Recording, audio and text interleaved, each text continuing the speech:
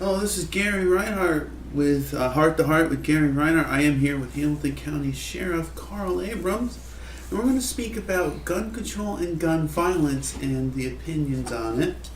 Thank you for joining me today. Thank you for coming in, Gary. This is such a serious subject and one that has been in the news all over the place, so I'm just very glad I can get this perspective from you. I hope to go and get some more perspectives on this, but I'm glad to get yours as a police officer, a citizen of our community, and as a parent as well. Absolutely. Thank you. Now, we've had a lot more gun violence as of late, and it's hard to try and figure out sometimes where to go when you have violence like this. Do you think local law enforcement should be the first line of defense against gun violence? Well, yes and no. We're the first line of defense to try to curb it, to try to enforce it if there's any laws being broken. The first line of defense, I really think, starts at home.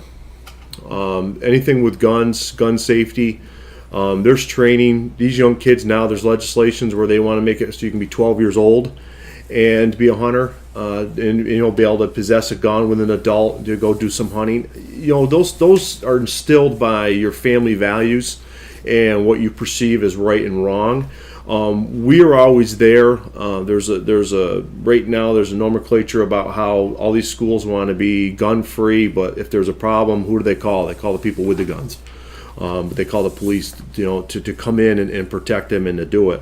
We in Hamilton County are very fortunate. Our gun laws for New York State are one of the strictest in the country. We are very fortunate enough that in Hamilton County our gun-related crimes are very, very low. People in Hamilton County and in the North Country per se value their guns. It's a way of life up here to hunt with them. They use them for, there is protection. They do have them in their house for protection. But for the most part, the people in Hamilton County are very law-abiding. And they very, very rarely do we have an incident with a gun up here. Has it happened? Absolutely.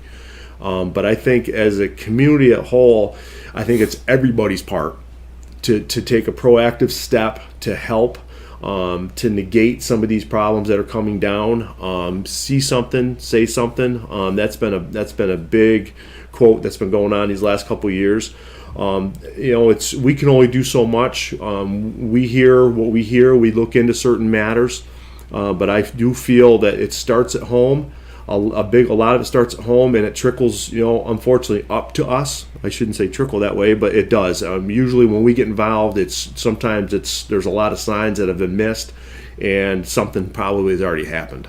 Okay, one of the questions I had put that you kind of went over is, should people have to attend mandatory gun safety training before owning a firearm?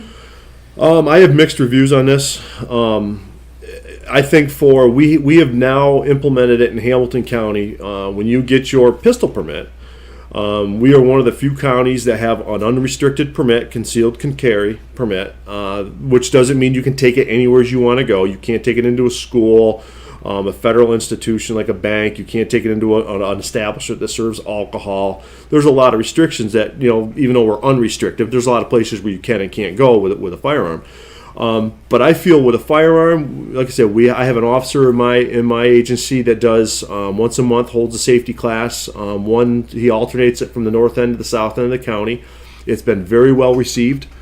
I feel for that, absolutely. I think there's a little guidance where you should have this. To own a rifle, that's where my feelings become mixed. I don't feel everybody has to take a safety class per se to own a rifle. You have to take a hunter safety class to hunt with one, which majority of the people up here. So in that regard, that aspect, people do take a class to possess them, but it's to take one mandatory to do it. I've got my mixed feelings on that. I don't think, with the hunter safety class, I think that really handles a lot of it. Because majority of the kids, young and old, and just with the male, females, they've taken the hunter safety class, which really touches base on firearm safety for the rifles and hunting aspect, which really covers a lot of that question. But if you were over the age of 18 and you weren't going to hunt, you just wanted one for your house, it's hard for me to say, yeah, you have to go take a class just because you want a rifle in your house. Now, my father spoke to me about when he was a kid, it was more likely to have rifle training in a school. And that seems very foreign, especially nowadays. And with my generation growing up, I was in 6th grade, I believe, when Columbine happened and then Sandy Hook and the like. So such a concept seems so out there. But in his day, they had rifle-type training and teachers who would teach kids how to use a rifle in the school. I don't agree with that. When I have having a child, my children, I have one in college, my daughter's in college, my son's still in grade school. They're very versed in firearms safety. They've both taken the hunter safety class, but they know the right and wrong with a firearm. And I think it really falls back to be instilled at the home.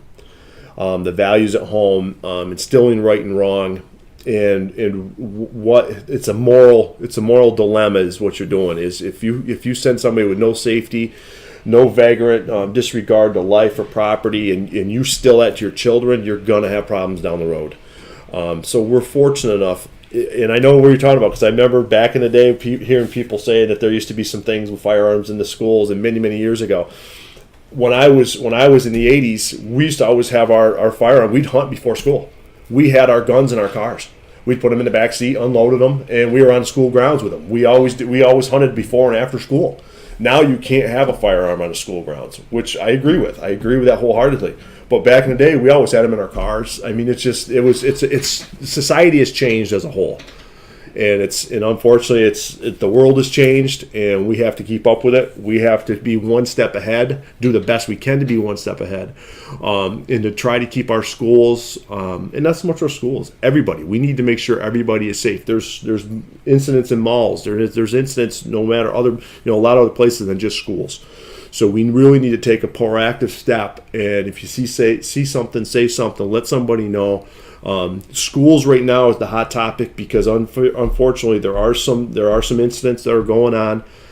Then with our communications, our media nowadays, everybody wants that rating. Everybody's going to be out in front of that school doing an interview. They're going to find somebody that may not even have anything to do with it to try to get something out of them. And I think that hurts. I think that hurts society.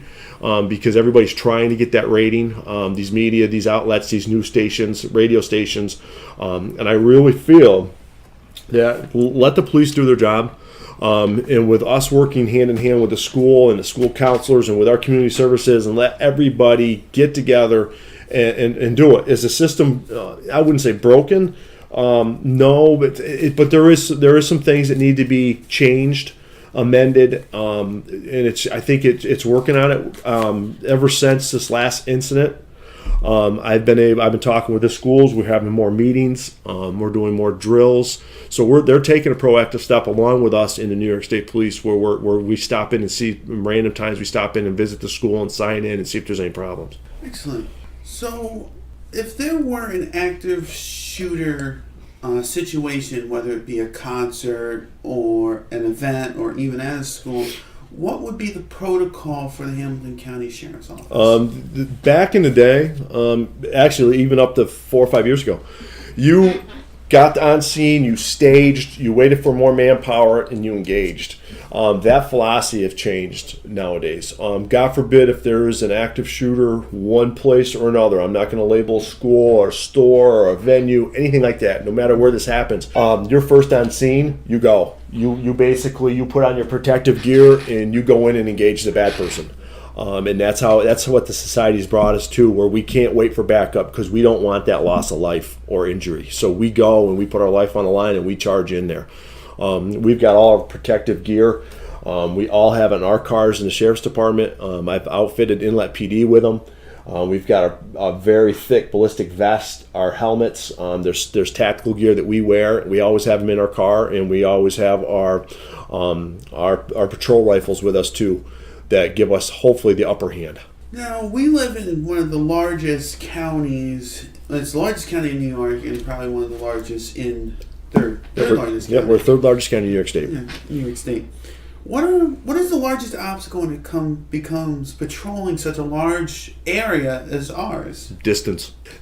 I mean, I can conceivably be down when I used to work the road back in the early '90s, in the 2000s. I could be down in Benson and get a call for Long Lake, and they wanted to see me and me only. So you're talking over 95 miles. So you tell them they'll be there in an hour and a half to 2 hours, and you patrol north. Distance is a big factor here. We have some issues. We're redoing our radio communications, our 911 center. We're just moving up to the day and age where we finally got an enhanced 911 center. Radios, because we're geographically challenged in Hamilton County, we have a lot of distance between point A and point B, and there's a lot of mountains between those. Between those points. And with that, we have trouble with microwaves for direct line of sight. We are putting some tower sites in. But there's a lot of factors when you're trying to patrol a large county as ours. And most of it is the distance. Yeah, my father works at Louis Lake, and I know that the Indian Lake State Police are just outside of his district, even though they are geographically closer, although they have helped him so much, and I'd like to thank them for their help with Louis Lake and areas that might just be outside their distance. That's something that's really helped. Now, I must confess, I'm not very into guns. I don't know a lot about guns, which is great about talking to someone like you. I know there's a big stigma when it comes to AR rifles, and people say that they're assault rifles. Is that what AR stands for? No, AR does not stand for assault rifle. Unfortunately, a lot of people label them as assault rifles. AR is a brand name out of Colt. Colt is a manufacturer of a rifle and pistols. AR stands for Armalite Rifle. And it's a design of the rifle. There's other manufacturers out there that very similar to ARs, where you've got but the AR name itself stands for Armalite Rifle, and it belongs to Colt. They have the rights to it. But there's like Bushmaster, by Remington. There's a lot of other ones out there, but AR has always been labeled an assault rifle, but it's not. It's a type of a rifle. And there's different characteristics that make up an assault rifle. When they say assault rifle, we call them patrol rifles because we carry them because they are a patrol rifle. And there's certain things as them, like how it can take a scope, how it can take the stock is a collapsible on ours, so we can adjust it to us perfectly, and to do it. And there's different characteristics that make up these guns. But no, AR does not stand for assault rifle. It stands for Armalite Rifle, and it's owned by Colt. Now, what's the difference between an assault rifle and other types of rifles? Like, I know one of my favorite rifles is a bolt action 22, which I used to fire at Boy Scout camp. It was always a childhood favorite of mine. And what would be the difference between something like that and like an assault rifle? When you say assault rifle, it's I'm going to say a patrol rifle or something of that way. Basically, the biggest thing with those type of rifles is they can hold. They're capable of holding more ammunition. And there is certain characteristics where, like a 22 bolt rifle, that's not considered because it's a bolt. Usually, they're semi-automatic rifles where you can pull the trigger, and it'll shoot. Where it's different, like if you have a semi-automatic rifle, you're only going to hold 4. If you have a deer rifle, where some of these can hold up to 5, some of these can hold up to 30. Actually, there are some of these magazines that can hold up to 30 rounds. New York State, that's been banned, where they don't want you to have the 30 rounds. They've limited that down. But it's the characteristic of the gun. There's certain things that make up the factor, like a muzzle, a suppressor on the front end. It's a flash suppressor that lets the kick be a different kick and gives a different trajectory and different ranges. There's just a lot of characteristics where the gun you alluded to is basically it's just a plinker. It's a 22 for target practices.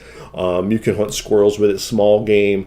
You have a 308 or a 270 deer rifle where they may have an internal magazine where the bullets go into it, or detachable, but they only hold a couple bullets. So there's a big character difference between the brand of an AR gun and a deer rifle. As we mentioned earlier, patrol rifles are definitely a target of controversy, and they're on the news a lot. and many are speaking of a ban on patrol rifles. Do you think a ban on patrol rifles would help the overall problem? No, I don't think it will. I personally, I have one, of course, through my agency. All my guys have one. All my deputies have one, so we can protect the public, protect the people when we go on a call. If we, God forbid, we need to have them. I personally do not own one.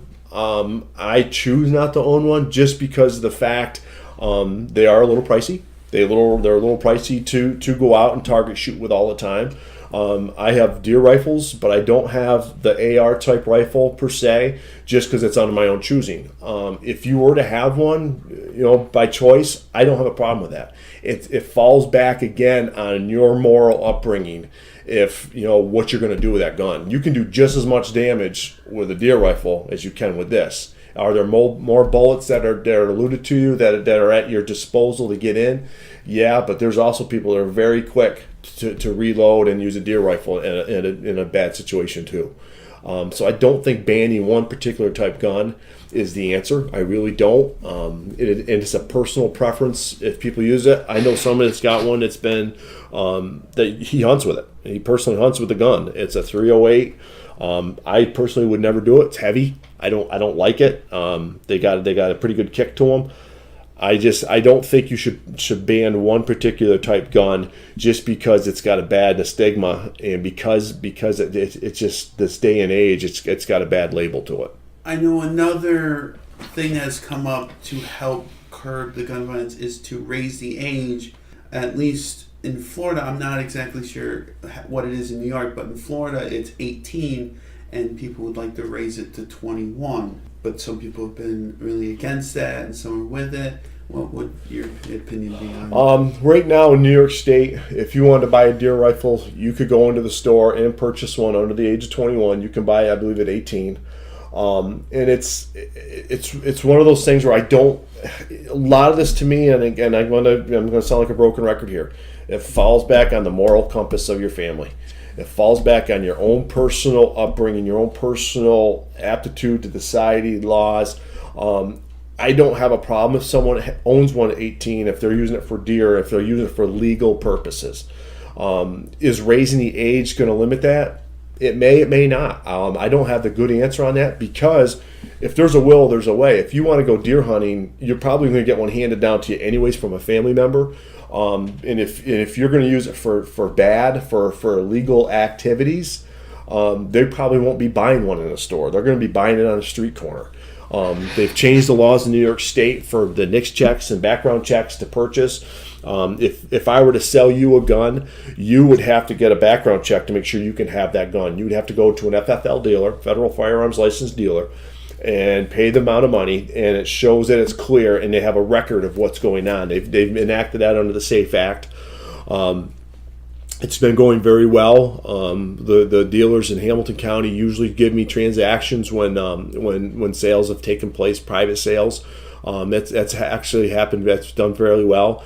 There is a lot of gray area in regards to with the rifles about recording them and having those registered. I'm not a fan of that. I don't think that's going to solve anything. Pistols, absolutely. Pistols, there's got to be a good accountability of that, just because of the fact of the concealability.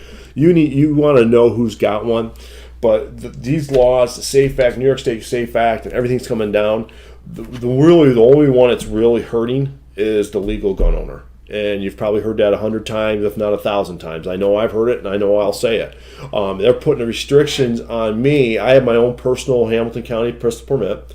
And it's putting restrictions on me that I can live with it. I understand why they're being put on, but there are people that have gotten upset because there are so many steps and loopholes you got to go through to put a new gun on and to sell a gun, to buy a gun, but it's there for their protection. Do I 100% agree with it? No, not 100%, but they do have to have some accountability with the pistols. Just because of the fact of where they are.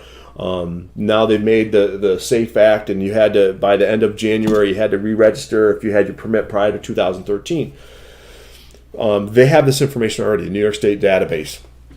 I don't have a problem doing it. I think I was one of the first ones in Hamilton County to do it. I wanted to see how hard it was going to be. I knew people would be coming in. I probably helped well over 30 people register. Right here on my computer, I put their information in to help them. I'm not the most computer savvy person, but there were a lot more people that were worse off than me, so I helped them because I could do it. But I'm there to help the people, and majority of people I dealt with understood it. A lot of them were a little disgruntled, but after I explained to them what they're trying to do is clean up the records, to try to get everybody that, to make sure that they're in the right county because they've moved and never transferred. And after I explained it to them, a lot of them were very understanding. But it is what it is. Society as a whole are putting a lot more restrictions on what we can do, what we can possess, what we can buy, what we can carry. And you're going to have people that are upset about it. And that's a fact of life. I know just mentioning the fact that I would be talking about gun control had gotten people riled up before I explained that the whole point of this interview isn't to take a side, either be left, right, with better terms, but just to start a conversation and try to start one that's a civil conversation. But this is definitely a very fiery. You're absolutely right. It's a heated topic. I don't think it's ever gonna cool down. You have people that are very, very, very staunch in their upbringing. They've always had a gun in their house. They've always had it. And you all of a sudden you want to put restrictions on them, what you can do and can't do, and people don't like seeing that. Now, I know a while ago, but the Vegas shooting was famous for trying to ban the bump stock. Mm-hmm. How do firearm accessories factor into gun violence, into gun control? Under the New York State SAFE Act, they've banned that's coming forth. I believe that's the legislation in right now to ban the bump stocks 100%. But they put certain restrictions on that made the I alluded to it a little bit ago about made the characteristics of an AR or basically that type of weapon. There were 7 characteristics that made this, and then now with the bump stock coming in. And that falls down to accessories. You can go online and you can go to these Cheaper Than Dirt and Sportsman Guide and a lot of these other online stores and popular stores, and you can buy a lot of accessories. You can buy large capacity magazines that you could legally possess down south or somewhere else, but you can't now. They can't be shipped into New York. It's with the bump stock. I mean, I can see exactly where they're coming from with that because it gives you more control for the next shot. It's right there, and it takes the recoil of the kick of the gun. That falls under the restriction of if you're banning these guns or these type of guns and what's going on. I personally don't have a problem with the bump stock, but it's one of those things. That's my own personal opinion. But they are putting some major legislation down where they are going to be bumped. And they're going to be, and not to say that lightly, but they are going to be banned. I said bumped, but they're going to be banned, and you won't be able to possess them. And then what happens was, if someone's at the range or somebody reports them, and then we have to investigate it, then unfortunately somebody may put themselves in a situation where they may be doing something against the law. Now, we've talked a little bit about pistol permits and how effective they are. Mm-hmm. Do you feel that the permits, such as pistol permits, are an effective tool? And how would you feel about having permits for all firearms? I think we touched a little bit earlier on this. I like the fact with the pistol permits. Hamilton County, as I alluded to a second ago, is one of the few counties in New York State that's unrestricted. A lot of these other surrounding counties, counties out west, what happened was within the first year of you getting one. There's a lot of things where you can and can't do. They're not for concealed carry. They're only for your house. They're only for on your premise. And after the first year, you can petition the court to try to get some of the restrictions off. Hamilton County is unrestricted, and I like that. I agree with that. I think they should. But I'm also a firm believer of if you have a pistol permit, I have a pistol permit. I feel that pistol permit should be honored in the United States. I really do. You don't just get one handed to you. You do a thorough background check. You do a lot of work to it. I feel mine should be able to be possessed down in Pennsylvania or wherever, and rightfully so back with someone else. But that's where it comes into me enforcing the law and not making the law, and that's my personal opinion on that. But I have talked to a lot of people, and they feel too the same way. It's almost like a United States permit. If you have the right to do it, but there still would always be restrictions. If you can do that, and if you can possess it, and you legally can own that gun, I feel if you're Joe Blow going to vacation with your family and you're going from New York to Florida or to Texas, you should be able to have that gun on you for protecting your family and to go down. The laws say different. You can't do that right now. You can't go from one state to another. The only time they ever said you could go through the states if you could legally possess it where you started and where you could legally possess it when you ended. But the gun can't be in your possession. It has to be locked. It has to be out of your arm's reach. It has to the ammunition can't be with it. There was a lot of restrictions to it. But like I said, I feel, and it's my opinion, that I think the pistol permit process in Hamilton County is very thorough. Our county clerk, Jane Zarecki, does a phenomenal job with the records and updating the records. She's dedicated a lot of time to do that, and she's done an excellent job with it. Judge Feldstein has done is a very thorough judge, and I do a lot of the investigations for it before it goes on to the next stage and it even gets to them. But to register, we talked about this briefly a second ago, to register a long gun, deer rifle or 22, my personal opinion is I don't agree with it. I don't think they should be doing that. Now, you mentioned many people state that they need a firearm to protect themselves, but some cannot own a firearm, or some choose not to own a firearm. Mm-hmm. What is some advice for people without firearms to protect themselves? There's a lot of different avenues they could do. I highly always recommend taking a self-defense class. There's not a lot offered in Hamilton County, but neighboring counties offer them.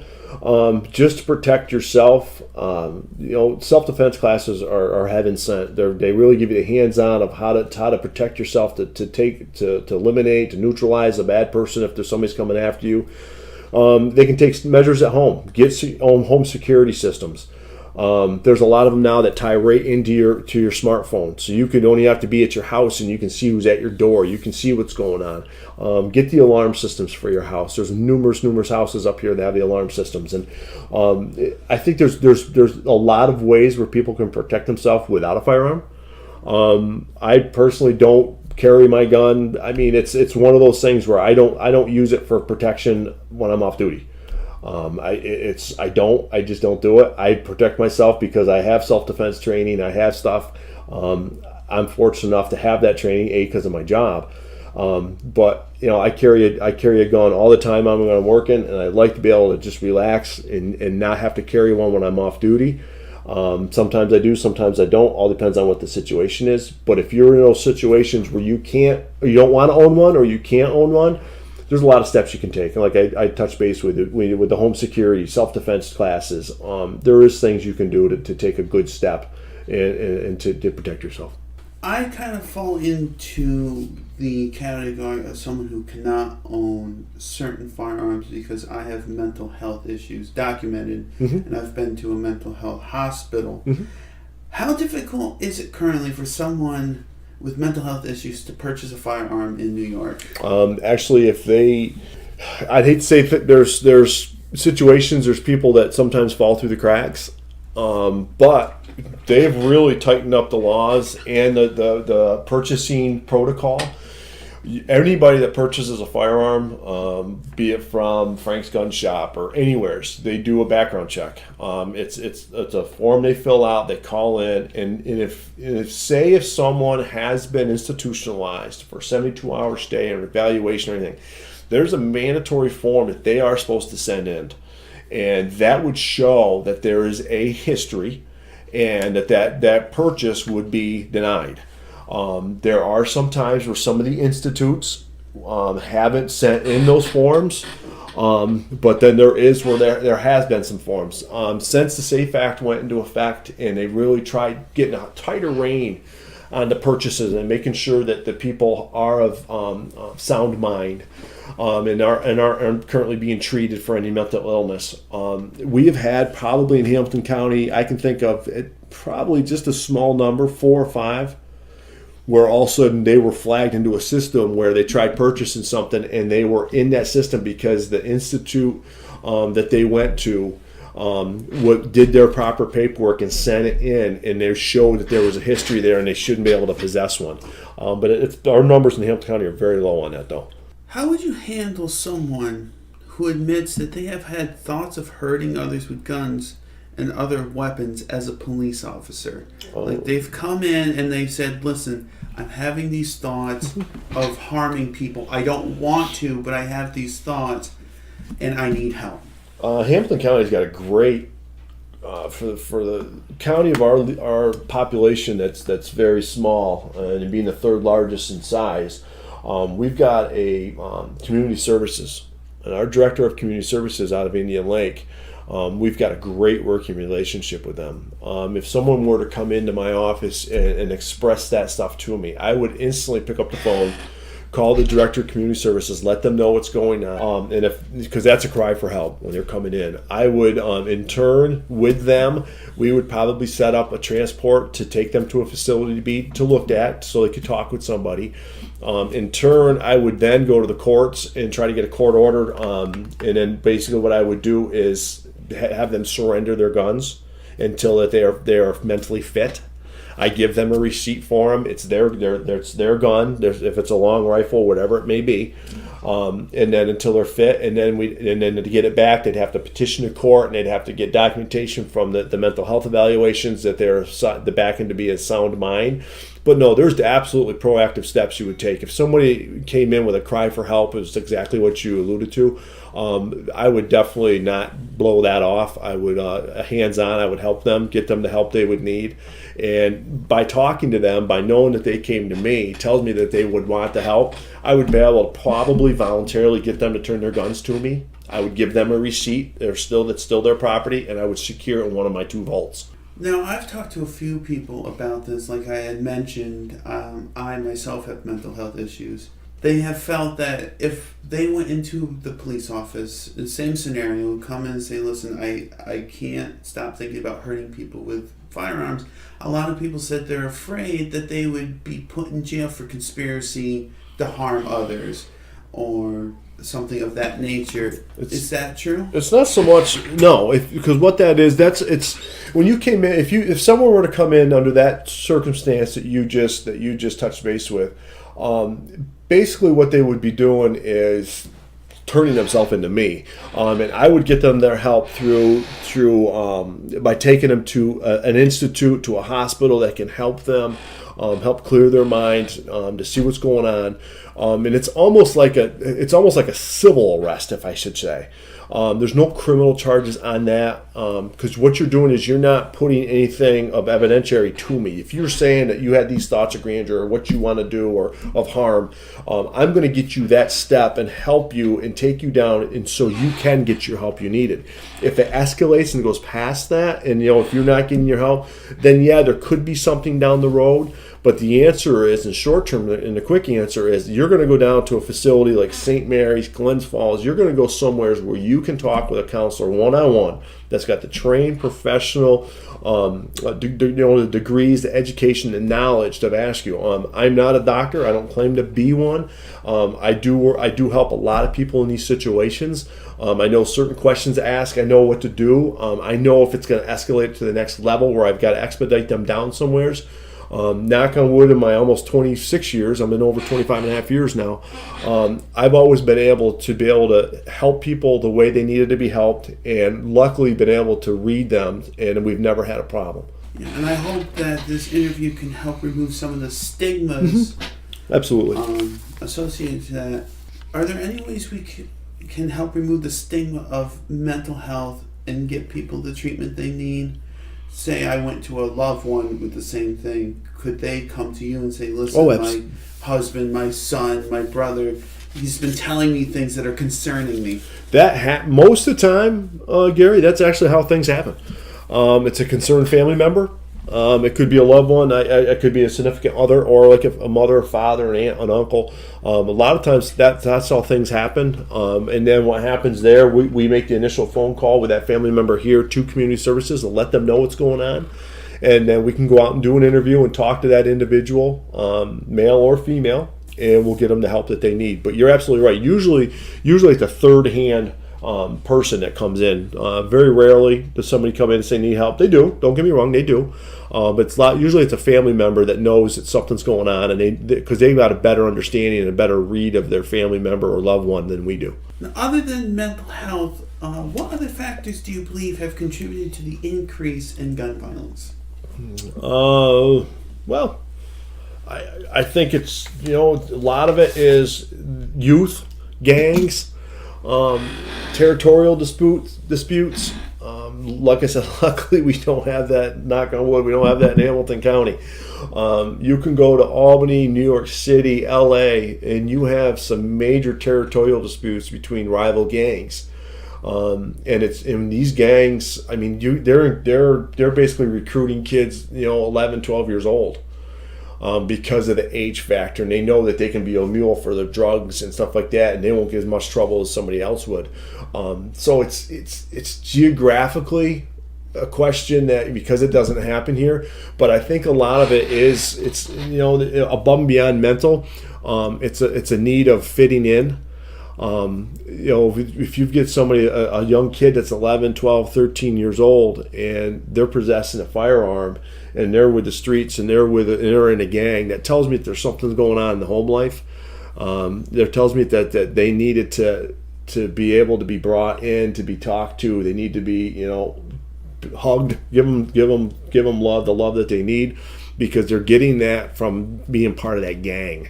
And I say gang per se, just because a lot of it is, a lot of the gun violence that we have, a lot of it, there is some mental issues. When you have your mass shootings, usually that's somebody that is having some mental issues, but there's a lot of drive-by shootings. There's a lot of other kind of shootings that you have that are publicized with the media nowadays.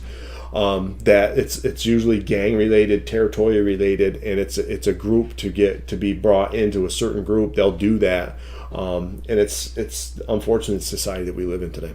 You speak about gangs, Mm-hmm. and I don't have any personal experience with gangs of any sort, but from what I've seen from television, a lot of them start young with young kids.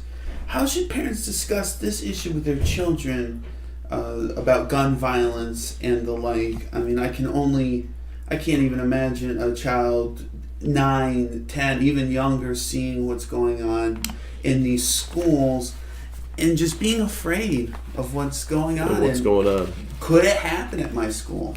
Like I said, we're very fortunate to where we are in Hamilton County that we don't have that gang per se life.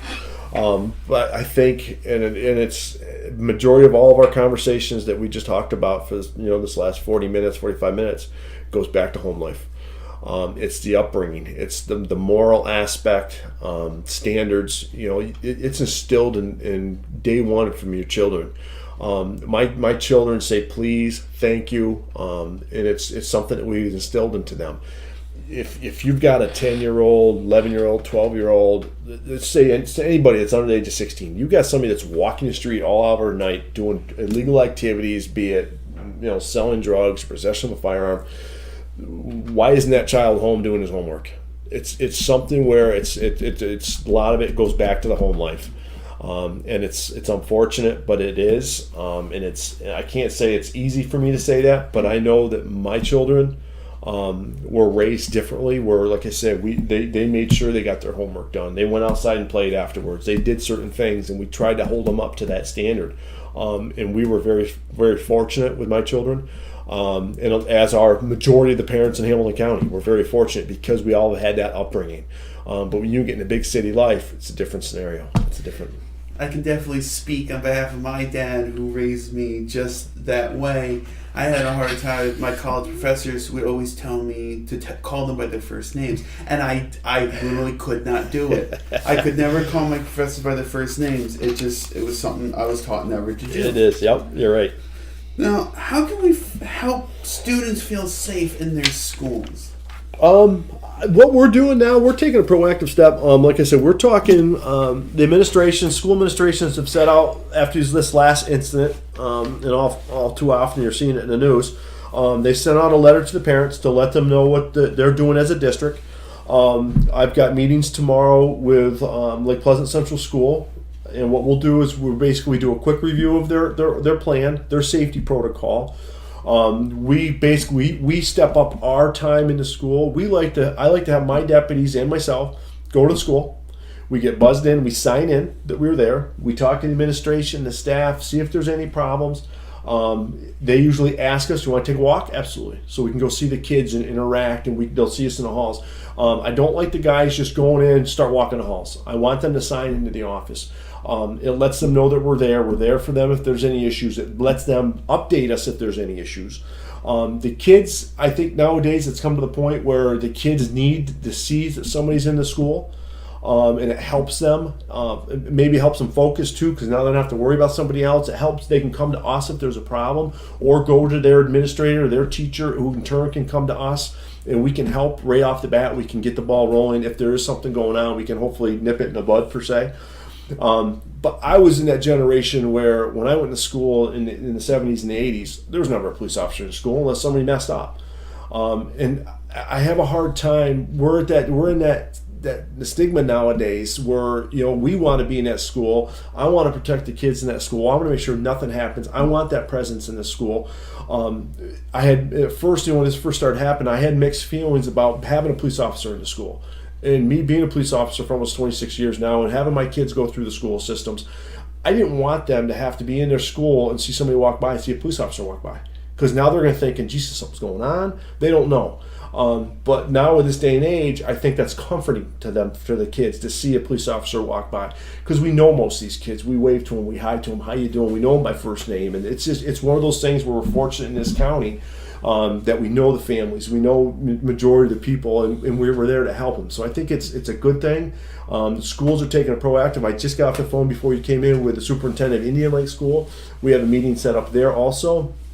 We work with Wells, Long Lake. I mean, it works out very well. And we don't just sit and put things onto the back burner. We try to stay ahead of the curve, and we try to always train, and we always do lockdown drills, and we help them. Now, all around social media, I've seen posts and the like that students are planning a walk out of school, and like a national walk out of school day for April 20th. Do you think protests like this are effective, or are there alternative ways the youth can feel as if they're making a change for the better? I think the kids, by doing it, by having that's their voice, and doing it as a group, I think that's their way of saying that they have a say in the matter. Is it going to help things? No, I don't think it's going to help things. I understand where they're coming from on that. I don't know if I support it 100%, but I do understand where they're coming from. They want to have a say. It's their school. They're in that school. They want safe schools. It's fitting that it's happened to be on April 20th, 420. Hopefully it doesn't allude anything to that nature. But like I said, I knew that there was been talk of one. I didn't know the date or the time. But I think the kids do need to have a say, but they need to do it in a positive way. And I can turn it right back to the same thing when I say to kids, look at the Eagles winning the Super Bowl this year. What are the fans doing? They flipped over cars, they lit fires, they did things because their team won. What are you doing? What are you doing? You're just putting a bad image on that town. And when you have one of the stars of the Super Bowl, the Eagles, that literally says, "Please don't destroy the town too much." Well, you gotta, everybody wants to have their good time and have their say and represent and actually, demonstrate. But you got to do it in a way that's active, that's healthy, and do it so it's not destructive. And like I said, if the kids do that as a whole, I don't think the teachers should punish them. I think they should all have a say, but I think they need to do it constructively. I know that many people have said that they picked April 20th because that would be the anniversary of Columbine, which is kind of the start, I would say the start of this kind of rolling towards gun violence. Like that was when I was a kid, was the most prominent thing of gun violence was Columbine, and I was only 6 or 7. So I know that's why a lot of people have picked April 20th. Although it is weird that it kind of coincides with that day. Do you think fear is clouding people's judgments about gun controls, especially after a recent tragedy like this? Yes and no. Certain people, I think. I think people. I think majority of people in Hamilton County, there isn't fear. If there's people out there that, as yourself, you choose not to have a gun. You don't want to have a gun. You're here taking you're taking time out of your day to talk with me to try to get some expression out and try to get some answers. I think if that fear's there, I think some people do have that type of fear. I really don't think a lot of people in Hamilton County do.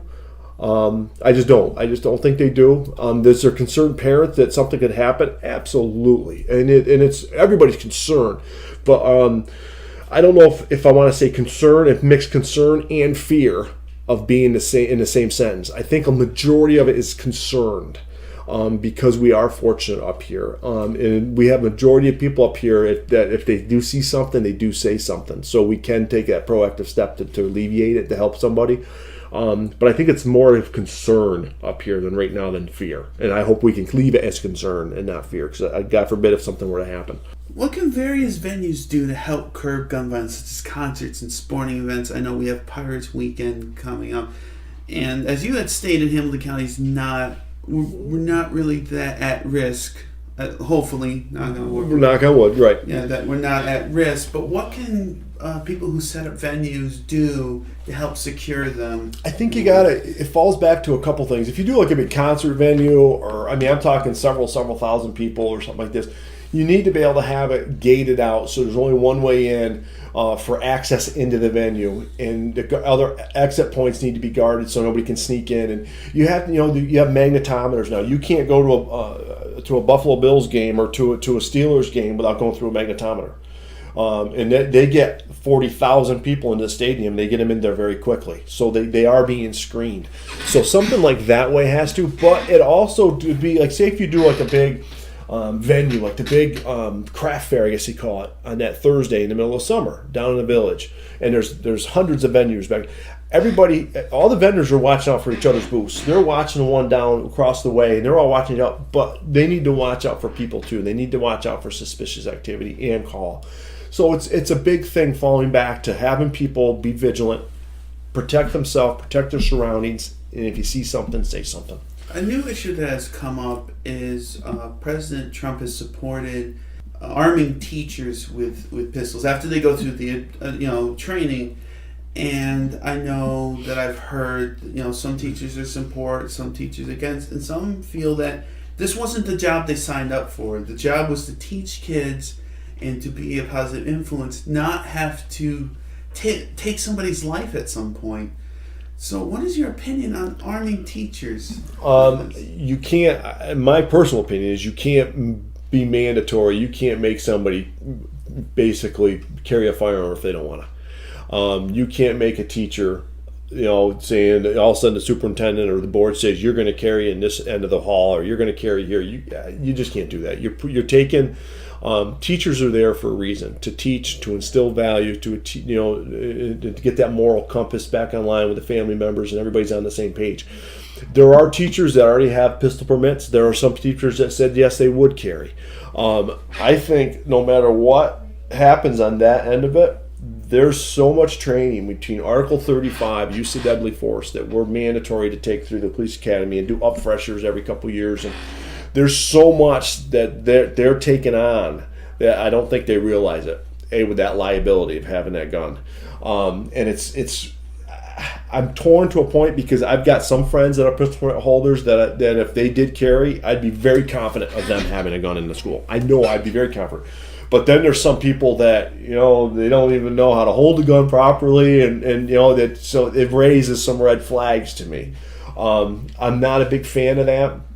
I am a fan of hiring retired police officers, retired military personnel that have the training, and get them the training, the Article 35. There's a lot of stuff to do. You just can't give a gun to somebody. There's an unbelievable amount of training that we have to go through. And I'm a firm believer. This New York State Sheriff Association now has a stance of trying to put a resource officer in every school. I agree with that to a point. The funding is just going to be astronomically high. Senator Tedesco called me the other day, and he asked me if I would help back his guardians of the school. Myself, Sheriff Zerlo, and Sheriff Giardino have also backed it. I agree. They're trying to get some funding where it's not going to be a burden on the taxpayer. But you're talking, they need almost $370 million to put an officer in each school, because there's over 4,000 schools. So that's a lot of money. And Hamilton County per se does not have that money to put 5 officers, into schools. And I mean, I've only got 5 officers, myself and 5 officers. I mean, that'd be taking everybody off the road. But if I could do something and rotate, and what white guys do is we don't get complacent. We don't go there on Monday at 9:00 in the morning. We may go there Monday at 8:00 in the morning. We may go there Tuesday. We change it up quite a bit. So I think, to get back to the question of arming a teacher, I would be very, very reluctant to throw my hat in the ring and say, yes, arm them. Because, like I said, some are going to be very competent and want to do it, and then some are going to be really reluctant and not want to do it. And God forbid that one person lets their lapse of judgment go down on something, and that gun gets away from them. It's one of those things where I'd have to research it a lot further. I don't think it's going to go there. I really don't. My goal right now is to get more officer presence, just to walk to schools and hit them to be seen and walk out, and not be there 24/7, or whenever the doors are unlocked. If we have to, then there's going to have to be a funding stream that's allotted to us that Senator Tedesco is working on. But it's a lot of money, and it's a lot of burden on taxpayers if that can't be raised voluntarily. As someone who wanted to be a teacher at one point, that if I were like you said, you can't really force someone to carry a gun, but I know myself, I'd feel very, very uneasy holding a gun, like I had mentioned, because I have mental health issues. Mm-hmm. I've had problems of that variety.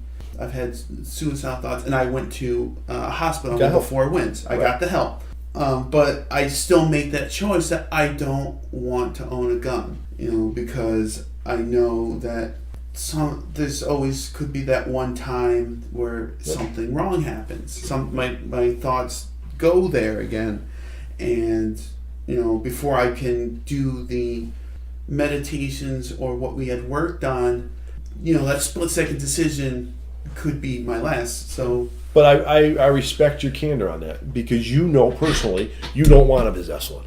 I like that. People need to know if they can or can't do it. And personally, you don't want to possess one. That's good. I mean, I respect that for you, for that candor. You say that. Like I had stated before, I'm not really up on guns, or I have the basic knowledge of guns. I have heard that you can buy parts to a gun. You can buy all these different parts except for a receiver. How do you feel about guns that can be put together like that, and how easy is it to make a receiver for a gun like that? I'm not a gunsmith. I'm not a tool and die guy. I don't make my pieces and parts, but I know that if there's a will, there's a way, and you can get like a barrel shipped to you. You can get a receiver, a stock shipped to you. You can get the receiver and shipped to different areas. New York State is tightening up those laws so that they can't. But what stops you from having it sent to your friend in North Carolina and having him ship it to you under the radar, so somebody knows? You can do it. Those pieces and parts are accounted for. They're stamped. I mean, there's a number on them. But if there's a will, there's a way, and you can make a gun. People do it. I don't know how many people in New York State do it. I'm sure thousands of them do it, and they're under the radar per se. But if, like I said, and I can't stress that enough, if there's a will, there's a way. If you want to break the law or you get something that you don't need to register, people are going to find a way to do it if they want to do it. And that's where the SAFE Act came into, where you had to register your AR type guns. And they had to meet a certain criteria. And if you go on New York State website for the SAFE Act, those criteria are in there. And you had to make them conform to New York State rule, and you had to register them. I had an individual that came in the other day, didn't realize, he bought his for hunting rifles, did not realize that his had to be registered. And he wanted to go to the range. He goes, am I going to get in trouble? He goes, I didn't think I had to have this registered. And I said, well, technically, yeah, you do. And he thought he was going to be in trouble because he'd had it longer than when he was supposed to have it reported. He was able to go online. Yes, just register your gun. So they were very happy with that. But like I said, he's a legal, law-abiding citizen that registered it. He's got it by up to par.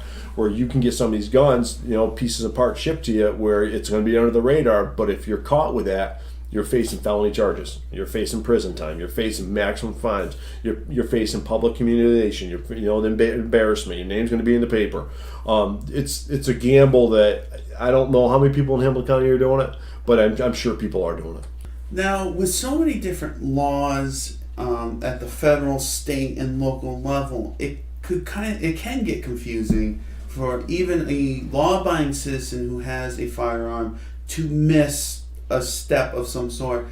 Who do you go to make sure that all your ducks are in a row, that everything's all well and good? Oh, what do you mean by who do I go to?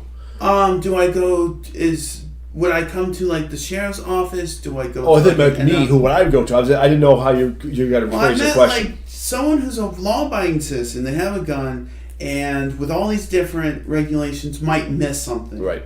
And he wants to be a law-abiding citizen. He wants everything to be ready, but he just wants to make sure he's got everything set. You can go to your local law enforcement agency, be it the sheriff's department, PD, state police. They're going to be up on the newest, latest, and greatest laws and the amendments and the changes to it, and they can tell you if it's conformed and what you got to do to get it conformed and what you have to do. But I would start just going to your local law enforcement and ask them. Do you think local laws are effective, or state or federal? And out of those, what do you think is the most effective to curb gun violence? Well, I think the laws are in place. Without a doubt, you have federal statute, you have state statutes. Local law per se, there's no local law in Hamilton County in regards to that stuff. But your state law and local laws, they're there. They're very effective. Prosecuting them and then doing your fine and your restitution and retribution to the community is all up to the prosecutors, all up to the defense, all up to the judges. We're only one small aspect of a picture, and what we are is we enforce the laws. If the law is there and it's being violated, then we have to act on it. Then it goes up to the next steps. Then you have your prosecuting end of it. Then you have the judicial end of it. So I feel the laws are very tight right now. They're very good, state and federal. And I think that everybody, as law enforcement as a whole, takes a very proactive step to curb this stuff. And I think the laws are good. I was at the bar the other night, and someone had mentioned to me the GVRO, or the Gun Violence Restraining Order. Mm-hmm. Is that something that's implemented in New York? And if it is, do you think it would be effective? It's not so much that terminology in New York State. New York State has an order of protection that would be out, and in that order of protection, guns are surrendered to the local law enforcement agency. The acronym, the GVRO, the Gun Violence Restraining Order, is something that is in effect. If I'm not mistaken, I think it's in California, it's in Florida, it is in numerous states using that term. Our term is something just a little bit different, and that's when that restraining order just shows that they can't have a gun. New York State, it's an order of protection. If something were to happen, domestic violence or anything like an assault or anything of that criminal nature, they would do an order of protection, and we would instantly get an order from the local justice, county court judge, and saying that they have to surrender their guns by a certain time, or we have to go seize them, one or the other. And generally, as soon as that order is issued, I'm knocking on the door, taking them, giving a receipt. Court order. If you go against that, then you're violating another aspect of the law. So yeah, we do have that per se. We just don't have it under the terminology that you gave. Do you feel that the issue of gun violence and gun control is kind of stuck in a cycle where we have a tragedy, then it becomes on the public radar, but then it fades away until the next tragedy, and then we go through this all again? Well, it's everything's a cycle. Any way you look at it, everyday life is a cycle. For you, me, doesn't matter who it is, mom, dad's. There's a cycle in life that just goes through from family to family. Is this a cycle? Yeah. I hate to publicize any of these mass shootings or any of these shootings that happen anywhere, but they are going to continue to basically keep publicizing this to media until the next one comes, because again, we touched about based on this earlier. Ratings. They all want to be that number one station. They're going to interview a groundskeeper that may not even been working that day to get his perspective. They're going to keep that story going until the next one. So there it is. There's the start of the cycle. They're just going to keep going and going and going. So it is a cycle. All right. Is there anything else you would like to say before we end this interview? No, I appreciate your time. I appreciate you calling me and setting this interview up, and I was happy I was able to find the time to talk to you.